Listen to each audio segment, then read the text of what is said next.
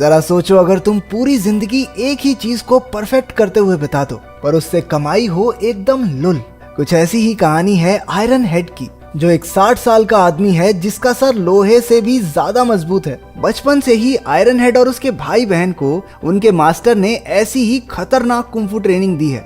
एक छोटी उम्र में ही आयरन हेड अपने सर से बिना दर्द महसूस किए ईंटें तोड़ सकता था। उसका भाई आयरन क्रॉच, जिसे हम लोहे के गहनों वाला भी कह सकते हैं, उसने लोहे के डंडे से मार मार कर अपने शरीर के नाजुक इलाकों को पत्थर जैसा बना दिया। उनकी बहन रोर अपनी चीख से लोगों की जान तक ले सकती थी। उसकी हंसी सुनकर ही लोगों के कान के पर्दे फट जाते। वो रोज कम से कम 5 क्लास तोड़कर अपने गले की ट्रेनिंग किया करती। उन तीनों को बचपन में तो अपनी काबिलियत के लिए खूब वाहवाही मिली, लेकिन जैसे जैसे वो बूढ़े होते गए लोगों ने उनमें दिलचस्पी लेना बंद कर दिया। वो तीनों लगभग पूरी जिंदगी बेरोजगार ही रहे, जिससे अब आयरन हेड के सर पर लाखों का कर्ज हो चुका था। उसका सर लोहे की चोट तो सह सकता था, लेकिन कर्ज की नहीं।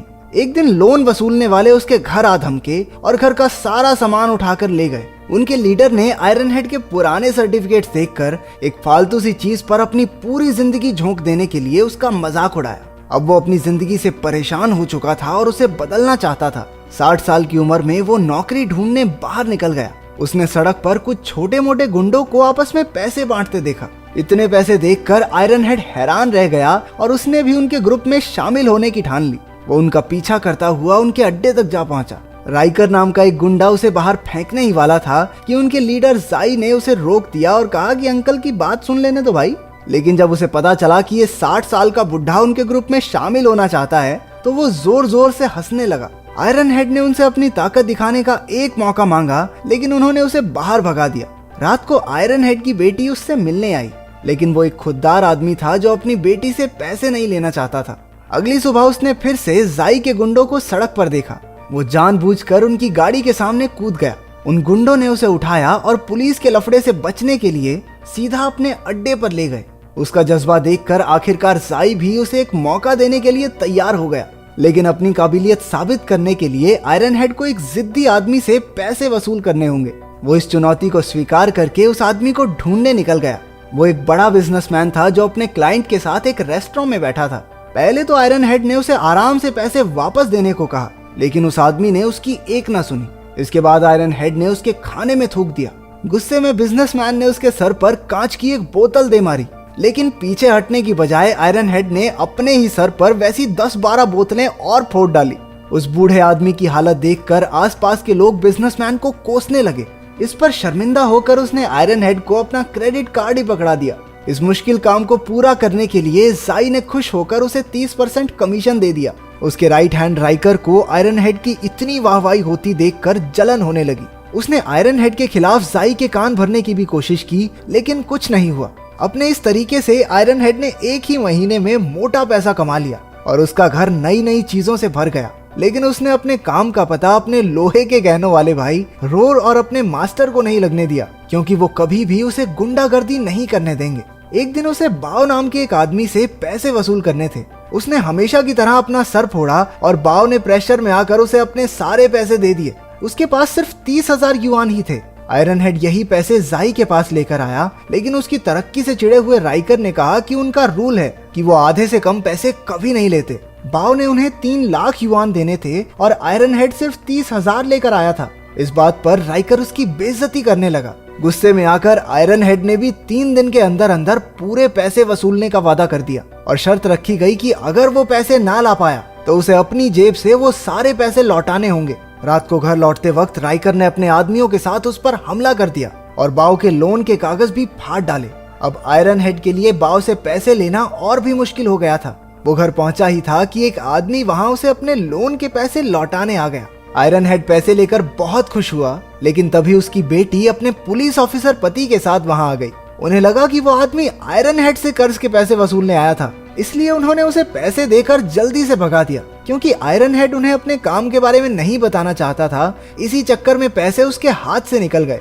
इसके बाद उसका दामाद एक घर में चोरी की तहकीकात करने गया। वो घर बाव का ही था और असल में उसी ने अपनी माँ के इलाज के पैसे अपना कर्ज चुकाने के लिए चुराए थे। उसने सबसे माफी मांगी और अपने परिवार से वादा किया कि आज के बाद ऐसा कुछ नहीं होगा। पुलिस वालों ने उनके परिवार की मदद के लिए कुछ पैसे दिए और वहां से चले गए। ये हमारे पुलिस वाले इतने अच्छे क्यों नहीं होते भाई। अगले दिन आयरन हेड फिर से बाव से पैसे वसूलने की कोशिश करने लगा। सड़क पर तमाशा हो गया और लोग बाव को गालियां देकर उसे पैसे वापस करने को कहने लगे।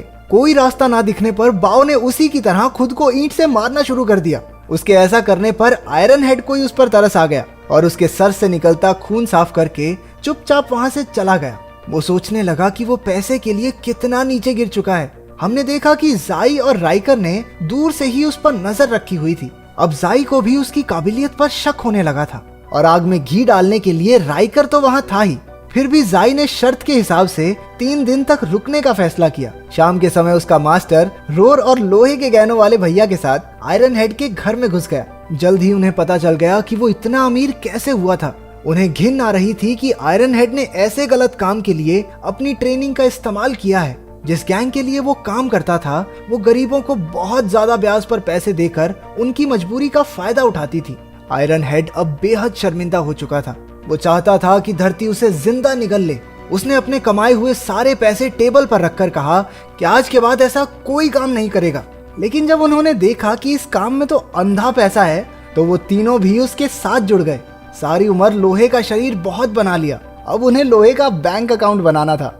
वसूली के वक्त मास्टर आयरन क्रॉच के गहनों को हथौड़े से पीटता, जिससे डरकर सभी कर्जदार झट से पैसे लौटा देते, क्योंकि उन्हें गोटियों पे हथौड़ा नहीं खाना था। इसी तरकीब से उन्होंने एक ही घंटे में हजारों युआन कमा लिए।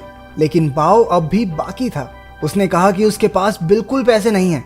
लेकिन वो लोग कहने लगे कि घर तो है ना, बेच दे इसे, पर लोन के पैसे तो वापस करने पड़ेंगे। इस सब के बावजूद भी जब वो नहीं माना तो रोर ने उसके घर के बाहर पैसे लौटा रहे, पैसे दे, पैसे पैसे दे, पैसे, ऐसा कुछ बोलना शुरू कर दिया। वो 2 दिन तक बिना रुके बोलती रही और आखिरकार तंग आकर उन्होंने घर बेचने का फैसला लिया। इसके बाद हमारी वसूली टीम सारे पैसे लेकर जाई के अड्डे पर पहुंची। पैसे देखकर जाई ने राइकर की बुरी तरह बेइज्जती करके आयरन हेड को अपना खास आदमी बना लिया। अगले 1 महीने तक वो सब ऐसे ही पैसों की वसूली करते रहे। उनकी आयरन क्रॉच के गहनों पर हथौड़े पेलने वाली तरकीब जादू की तरह काम करती, जिसे देखकर सब डर के मारे पैसे लौटा देते थे। उन्होंने खूब पैसे कमाकर ऐश की जिंदगी जीनी शुरू कर दी। अब तो वो बाकी गुंडों को भी ट्रेनिंग देने लगे ताकि वो भी उनकी तरह वसूली कर सकें। आयरन हेड ने अपने बर्थडे पर शानदार पार्टी रखी। तभी जाई ने सबको बताया कि गैंग का सबसे बड़ा बॉस यान शहर में आ चुका है। उसने आयरन हेड, जाई और बाकी गुंडों को अपनी कार में बुला के आगे का प्लान बताया। प्लान ये था कि अब वो लोग कॉलेज स्टूडेंट्स को भी लोन दिया करेंगे। यान उन बच्चों की मासूमियत का फायदा उठाना चाहता था। आयरन हेड को ये आइडिया बिल्कुल भी ठीक नहीं लगा, लेकिन वो बॉस के डर से चुप रहा।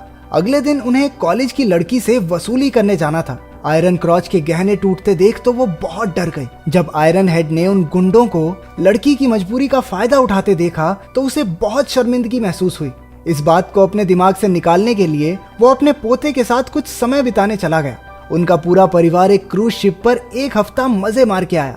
उधर गुंडे उस कॉलेज की लड़की से कहने लगे, बस राइकर भैया के साथ 1 रात गुजार लो, सारा लोन माफ। गैंग के एक मेंबर लिंग ने इसके खिलाफ आवाज उठाने की कोशिश की, लेकिन उसके बॉस ने उसे धमकाकर साइड कर दिया। उधर ट्रिप पर आयरन हेड और उसका परिवार एक बीच पर घूम रहे थे जब उन्होंने बाओ की माँ और उसकी बेटी को देखा। उनके पास अब रहने की कोई जगह नहीं थी। बच्ची ने अपने परिवार की इस हालत का जिम्मेदार आयरन हेड को बताया। इस बात पर आयरन हेड के नाती और उस लड़की में झड़प हो गई। उसके नाती ने गुस्से में भरकर एक कांच की बोतल लड़की की तरफ घुमाई, लेकिन इससे पहले कि वो बोतल उस लड़की को लगती, आयरन हेड ने अपना सर बीच में अड़ा दिया। आज पहली बार उसके सर से खून आया था। उसे समझ आया कि वो कितना बुरा काम कर रहा था। उसने यान और जाई के इस काले धंधे को छोड़ने का फैसला लिया। अगली बार उसने यान से मिलकर अपना फैसला सुना दिया। आयरन हेड उसका सबसे बेहतरीन आदमी था, लेकिन उसके जाने पर यान ने कुछ नहीं कहा। इसके बाद आयरन हेड लिंग से मिला, जिसे उसने अपने नाती का ध्यान रखने को कहा था। पता चला कि यान के आदमी उसे पीटकर उसके पोते को किडनैप करके ले गए। यान आयरन हेड से बदला लेना चाहता था।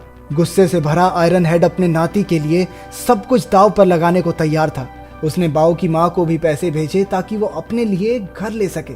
इसके बाद आयरन हेड की टीम यान के अड्डे पर बंदूकें लेकर पहुंच गई। इतने सारे हथियार देखकर सभी गुंडों ने सरेंडर कर दिया, पर ऐन वक्त पर रोर ने गलती से ट्रिगर दबा दिया, जिससे पता चल गया कि वो सारी बंदूकें नकली थी।